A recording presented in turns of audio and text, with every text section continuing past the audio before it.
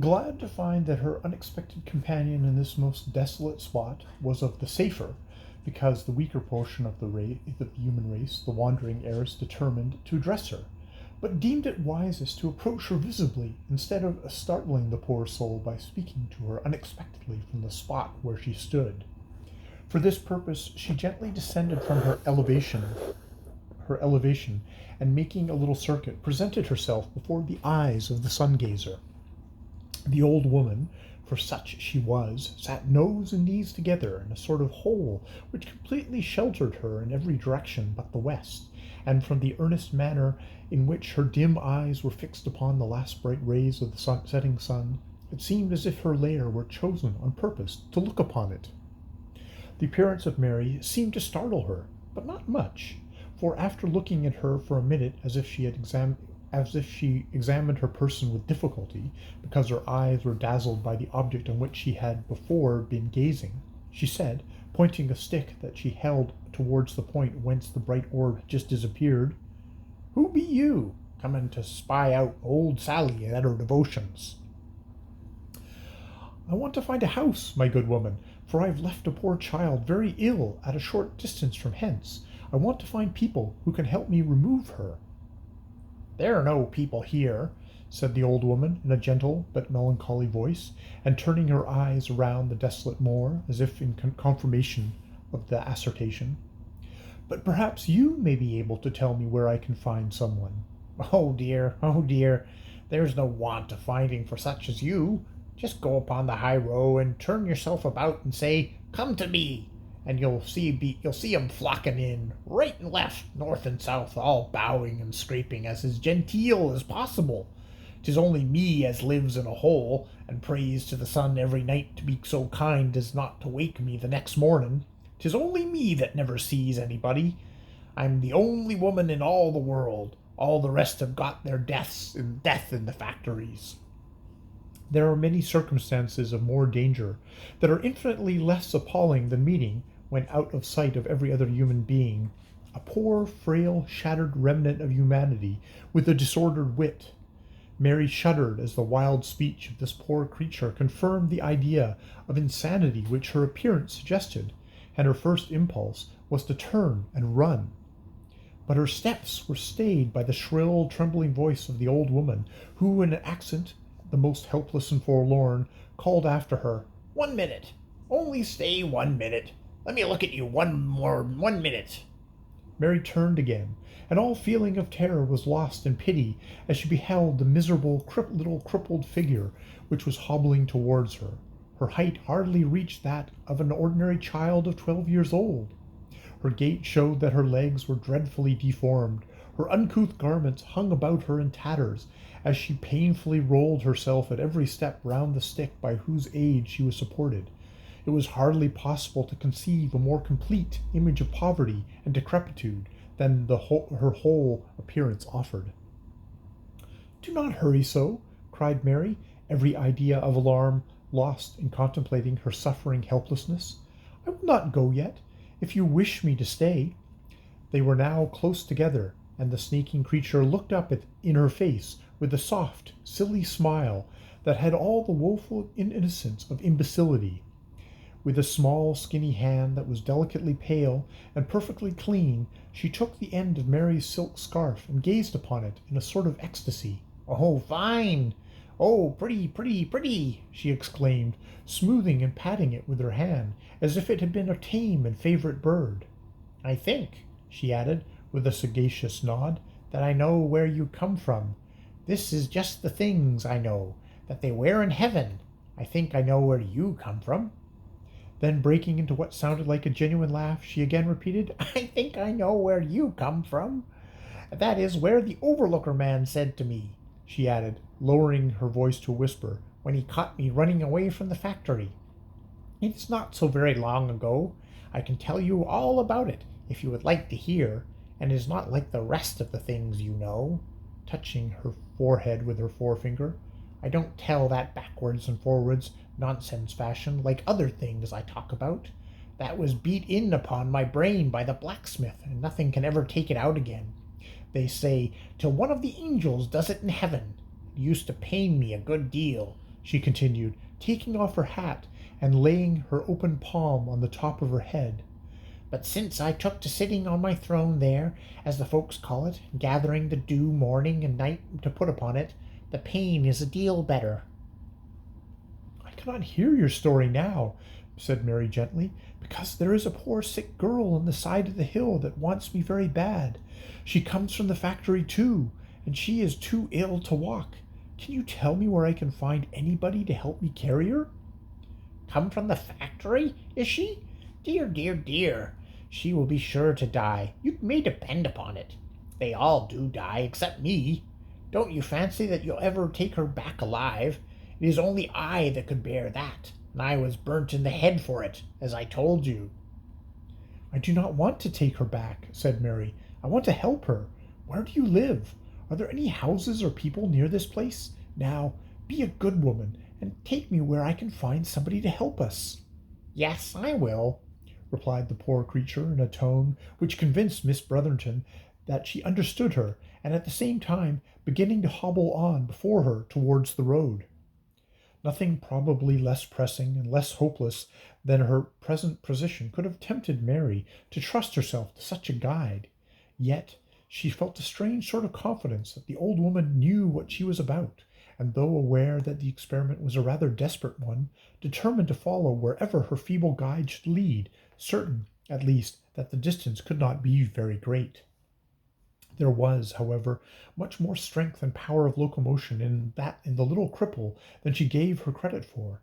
Having contrived to crawl through the grassy dike that fenced the moor, she crossed the road obliquely, and making her way through a very imperfect hedge of firs and quickset, hobbled on across a bit of miserably arid stubble, which presently descended abruptly, and led to a tuft of stunted elder bushes, beside which stood a small farmhouse, with its cow yards, barns, and ricks. Surprised and delighted to find herself so near a human dwelling, Mary had hardly patience to restrain her steps to the pace of her poor guide. Nevertheless, she had not the heart to leave her, for there was an expression of pride and pleasure in the woman's eye as she turned round from time to time as they advanced, which she felt would be most cruel to check by showing that she could do without her. So it was together that they reached the bottom of the steep descent, and together that they entered the kitchen of the farmhouse, where a very decent-looking, middle-aged woman was engaged in preparing supper. She looked exceedingly surprised at the appearance of Miss Brotherton, and for a moment turned her eyes from her to her companion, and back again, with an air that was almost bewildered. But soon recovering herself, she curtsied with much respect, and said, I hope you haven't been scared, ma'am, by falling in with this poor creature. She's as harmless as a baby. Oh, no, replied Mary. She has been very kind to me, for she has brought me here, where I should never have been able to get to without her. The house is so completely concealed, and I want help, ma'am, very much indeed. You haven't met no accident, I hope, said the good woman kindly, and ceasing her notable operations, she drew forward a wooden chair for her guest to sit upon. Thank you very much, said the young lady, seating herself. Yet it is not rest that I most want. I have a little girl with me whom I have left by the side of the road that leads from the mills. She is too weak and ill to get on, and I hope you will be able to lend me some conveyance, a cart, a wagon, anything of that, to take her as far as the King's Head, 3 or 4 miles, I suppose, from hence, upon the turnpike road. I would pay well for it. From the mills? Replied the woman, staring. Yes, from the place called Deep Valley Mill, replied Mary. Perhaps rather more than a mile from here. Oh, ma'am, I know the Deep Valley Mill well enough, was the answer. All Mr. Woodcomb's own butter and milk comes from here. That is not the difficulty, but we shan't like to have nothing to do with carrying away any child from there. You need fear nothing on that point, replied Mrs. Brotherton eagerly. I've paid for permission to bring this child away. That alters the case for certain, but I ask your pardon, ma'am. There's something very odd, too, in such a lady as you walking away from the factory with one of the children. Indeed, I do not wonder at your saying so, but believe me, I tell you nothing but the truth when I assure you that I have permission, and have been paid largely for it, to bring this child away. Our unfortunately attempting to walk was merely an accident, and occasioned entirely by my foolish impatience to get away from the place before Mr. Smith, the miller who took me there, thought his horse sufficiently rested to return. Mr. Smith the miller? Then for certain all's right, for they be known for the greatest friends, Mr. Woodcombe and he. And I dare say my husband, ma'am, would be proud to help you when he comes home. It's coming dark fast, and he won't be long, I dare say. But I must go back to this poor child. I have left her with an old lady who will, I fear, be greatly alarmed at being left so long, replied Mary. Poor child, repeated her limping guide, from the moment they had entered, had been reposing herself by sitting on the floor, had not spoken till now. Poor child, think of that. She comes from the factory. Think of speaking in that way of a factory child. Hold your tongue, Sally, or I'll give you no porridge for supper, said the woman, but by no means harshly, and as she spoke, she dropped into the maniac's lap a piece of bread that lay in a plate upon the table. Had your factory child had your factory child got this now? Said poor Sally, nodding her head with a sort of boastful exultation. She would not be so terribly bad, but there's nobody but me as gets this. I am the only old woman in the world. All the rest die young, and most of 'em, she added in a whisper, before they get away. Was this poor creature at the Deep Valley factory when she was young? Demanded Mrs. Brotherton. She tells you quite true, ma'am, replied the farmer's wife, resuming her cookery, which consisted in chopping up bacon, cabbage, and potatoes for the frying pan. She talks nonsense about the moon sometimes, and is very wild when it comes to the full, but she never makes any blunder when she tells of her own troubles at the factory. She never varies the least bit in the world when she talks about her getting away and being stopped and taken back again, poor creature. 'Tis only true, that's the worst of it. She has never been in her right mind since. I would hear her tell it willingly, and should listen to it with great interest, said Mrs. Brotherton. But at this moment I can think of nothing but those I have left. Whereabouts be they, ma'am? Demanded the farmer's wife. Mary described the spot very accurately. Why, dear me, them surely must be the trees right against our gate, said the good woman with great apparent satisfaction. And if so, it'll be as right. 'Tis hardly more than a stone's throw from our back gate. I take it, ma'am, that you walk by the lane just round our farm. Them trees as you speak of being not 1/4 of the distance as you have come. In that case, replied Miss Brotherton, with greatly comforted, I have no doubt that we could get the poor little girl here. Then, if you would give us leave to remain till your husband has contrived to procure some sort of conveyance for us, all our troubles would be over, and most gratefully will I repay you for your assistance. I will show you this way this moment, ma'am, said the woman with great alacrity, and once more suspended her labours for the good man's supper, and she prepared to attend to the lady by taking off an external apron and smooth that which was below it.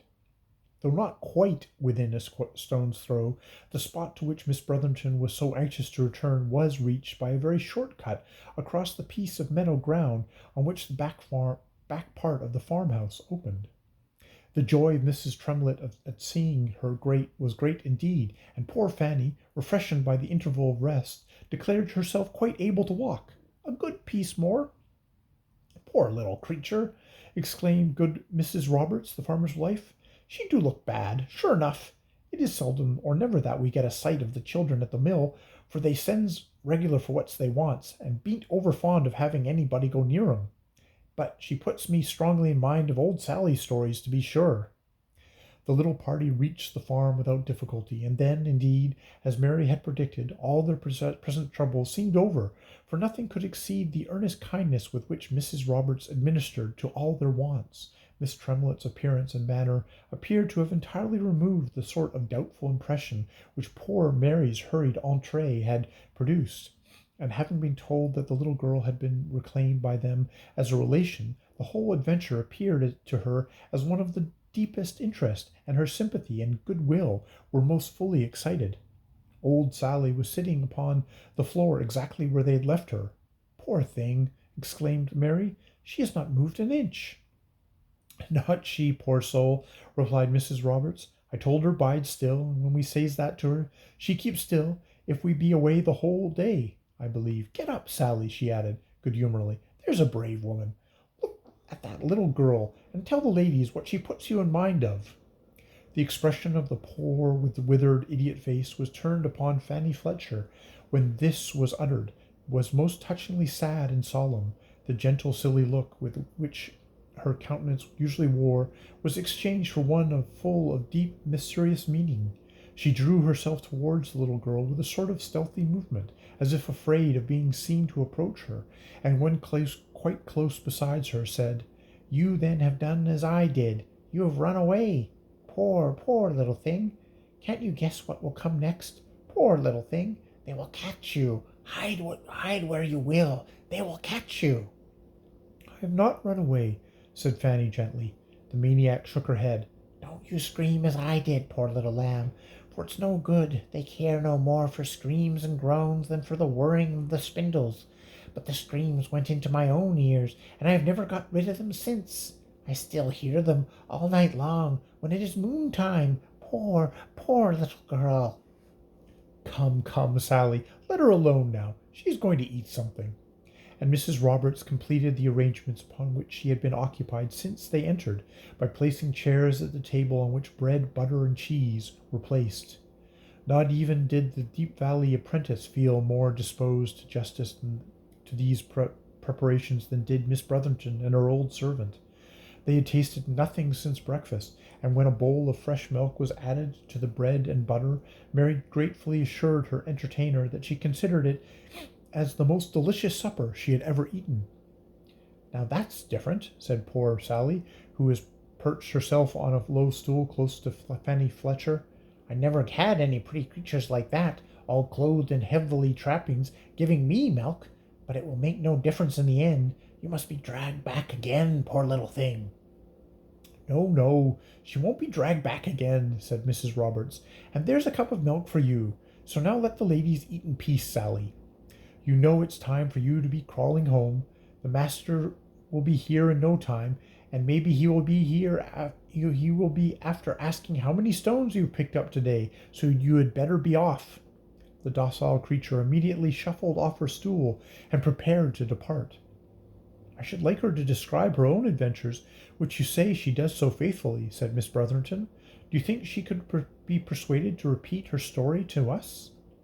"Yes, ma'am, she will do that, quick enough, if it is just what she likes best," replied Mrs. Roberts, "except now, then when she is moody. Now, Sally, you will behave yourself like a sensible woman. You may sit down again and tell the ladies how you ran away from the mill, and was caught and brought back again, and all the rest of it."